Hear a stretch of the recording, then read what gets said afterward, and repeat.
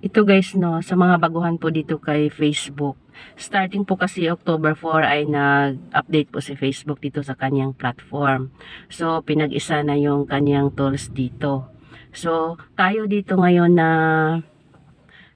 gumagawa ng mga content, gumagawa ng video, kailangan po natin na wag po natin kalimutan yung ibang tools niya na like yung in-stream ads po. Kasi 'di ba, isahan na po siya, yung content monetization niya po, isahan na po siya. 3-in-1 na po siya kung tawagin. Yes guys. Kailangan po natin ngayon ay gumawa po tayo ng para po sa bonuses niya. Gumawa po tayo ng video para po sa ads on reels niya po at saka sa in-stream ads niya po. Isa pong long form video, isa pong pang reels at saka sa bonuses po, yung sa text post po at saka yung sa photos po.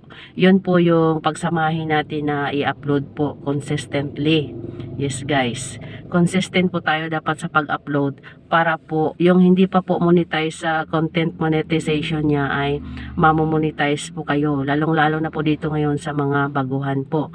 Kaya pagbutihan nyo po gumawa po ng video para po kapag po na monetize kayo dito ay swerte nyo po kasi 3-in-1 na po siya, parang isahan na po siya.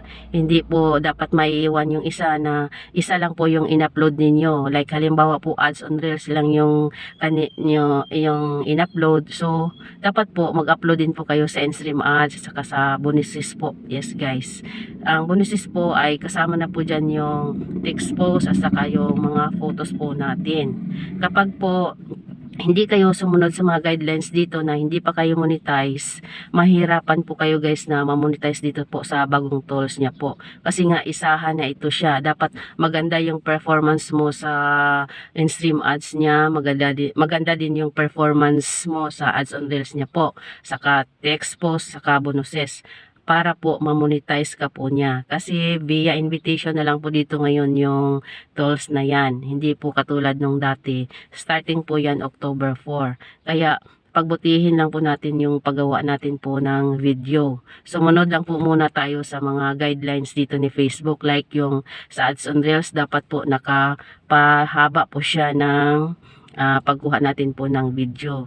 9:16 po yan yung sa ads on reels. Yes guys. Kaya kung hindi tayo susunod, so wag po tayong aasa na tayo po ay mamonetize agad dito sa kanyang bagong tools po. Kasi performance na po dito yung basihan, hindi na po yung sa dami po ng followers, sa dami po ng viewers po. Kasi ngayong 2025 guys ay may update na po na bago ito. Hintayin lang po natin kung ano yung update ngayong 2025 sa kanyang platform po dito. Kaya pagbutihan lang po natin yung paggawa natin po ng video kasi parang pahirapan po kasi ngayon kasi ano na po siya guys, via invitation lang po siya. So performance po natin yung nakasalalay dito para po tayo ay ma-invite po dito. Yung stars po at saka subscription guys ay isahan po yan sila. Separate po yung content monetization po dito. Yes guys, kaya good luck po sa inyo. Gumawa po kayo ng video na engaging at saka yung original talaga na sa inyo talaga yung video na yon. Yun lang guys, sana po nakatulong.